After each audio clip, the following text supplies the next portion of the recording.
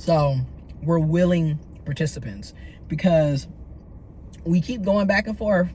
I done left so many times. I left for 6 months, y'all, completely, and then still decided to come back. So that's what I mean by I have to care about myself, because this is just not it, and like I said, it gets to the point when you're dealing with these types of people or these types of behaviors where you see the bullshit. Like you're so immune to them lying and playing games in your face, it doesn't even make sense. Like, oh, I don't like taking pictures, but I have pictures on social media and I'm in pictures with other people and people are tagging me on social media in those pictures, but I don't like taking pictures. I'm private. I don't want everybody in my business. Yet you have where you work at, the type of job you work on social media, but you're private and you don't want everybody in your business. You also have where you go to school at. You're also informing people about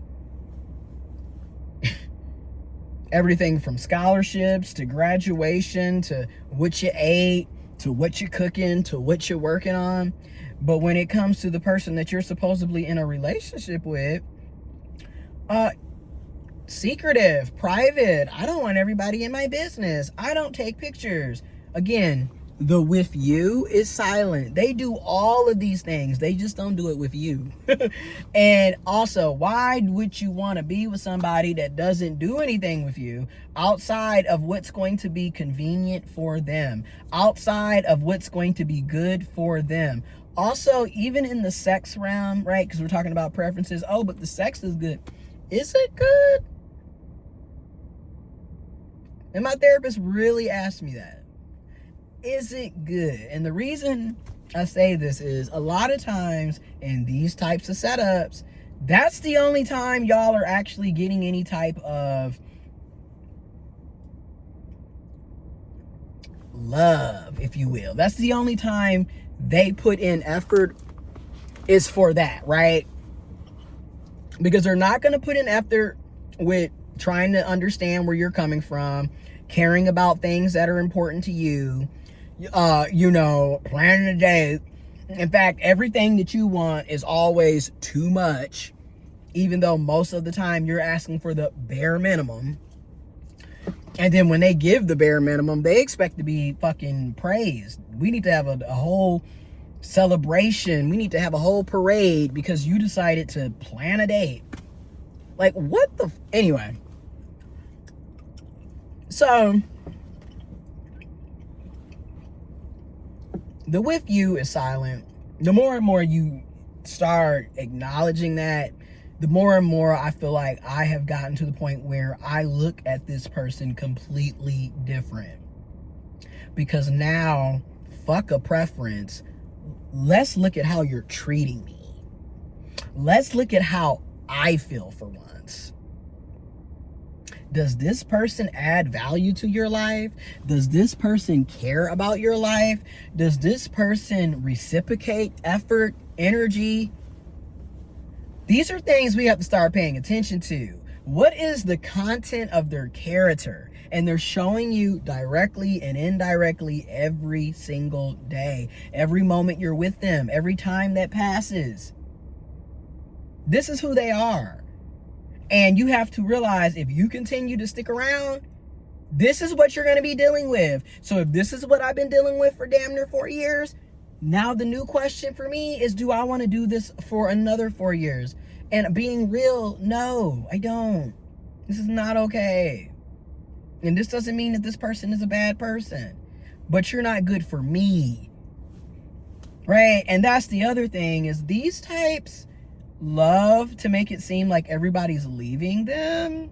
This is the other obvious red flag. Now that I'm here looking around and examining, someone telling you that for one, the moment you meet somebody and they're already telling you about ex relationships or whether it's romantic relationships, family relationships, work relationships, friend relationships, They don't know you from jack shit, but they're coming in out the gate talking about how everybody leaves them and they have all of these problems with all of these ex people. That's a red flag, because hello, you're the common denominator. There's a reason why everybody leaves. And you're going to find out if you continue to stick around. I get why people leave.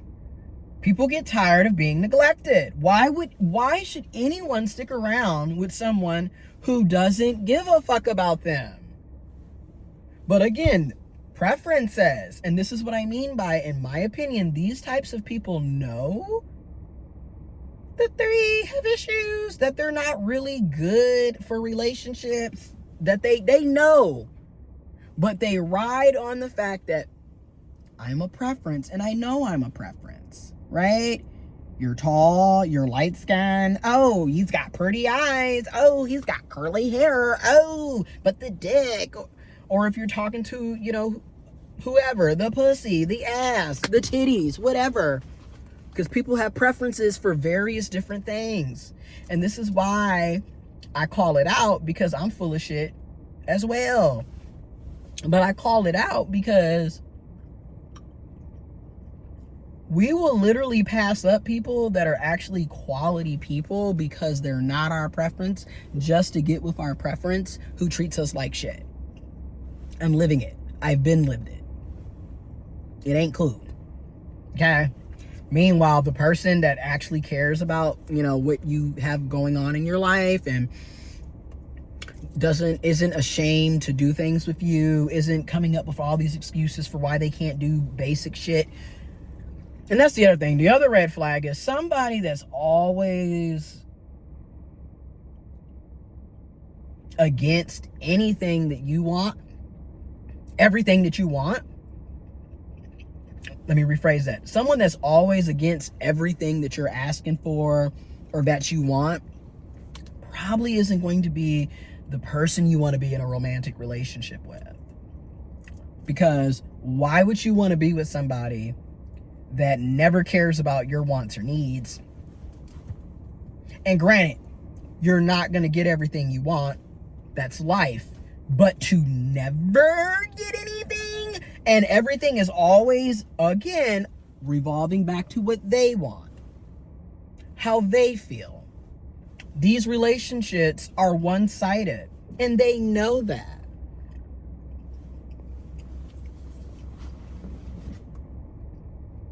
They know it. They know it, and they don't care.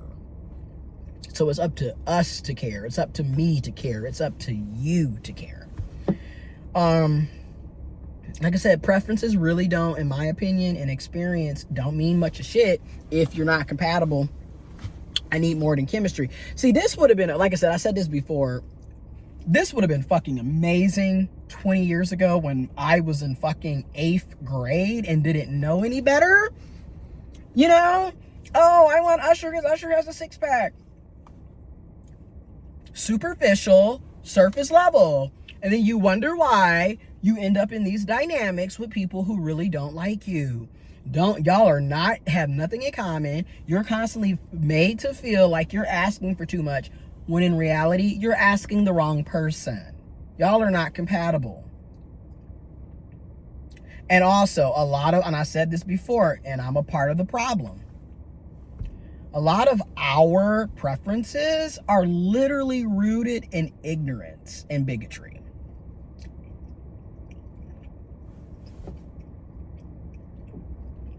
You won't date somebody because they're not 6 feet tall.